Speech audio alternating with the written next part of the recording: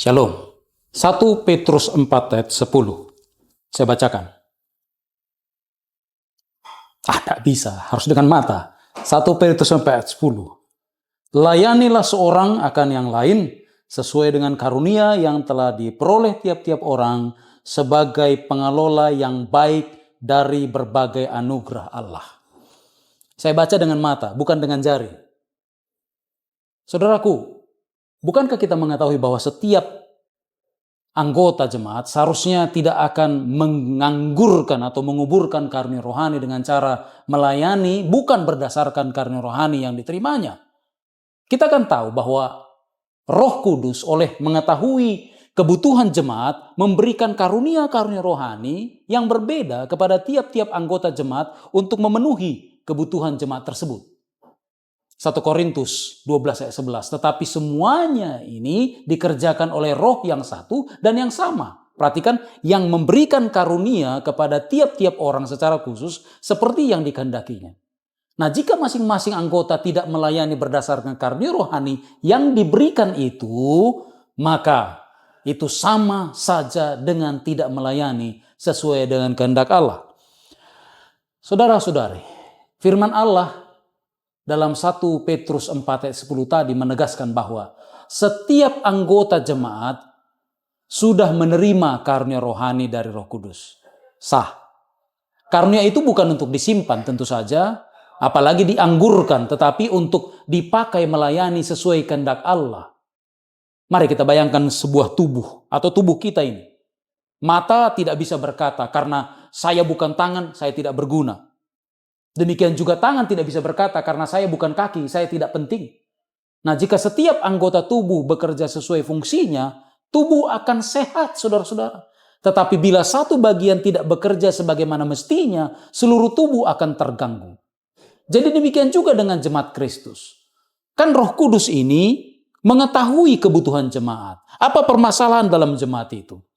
Nah, karena itu dia oleh hikmatnya membagikan karunia yang berbeda-beda. Ada di situ yang kurang diajar, diberinya orang yang pandai mengajar. Ada di situ orang lemah, diberikannya orang yang kuat untuk memberi semangat. Di sana ada yang perlu dilayani, maka diberikannya karunia bagi orang agar tulus melayani. Ada yang kurang dalam berdoa, maka diberikannya karunia berdoa di setiap jemaat. Ada mungkin yang kekurangan hikmat, sehingga diberikannya karunia kepada seseorang atau beberapa orang kebijaksanaan agar dapat memberikan nasihat yang bijaksana. Artinya semua berbeda tetapi semua penting. Tapi ingat, dicatat bahwa Roh Kudus memahami persoalan-persoalan, memahami kebutuhan di jemaat, lalu dikaruniakannya lah karunia-karunia itu di tengah-tengah jemaat. Nah, saudaraku, jika kita melayani bukan dengan karunia yang Allah tetapkan bagi kita, sesukanya kita, itu sama saja dengan tidak melayani menurut kehendaknya.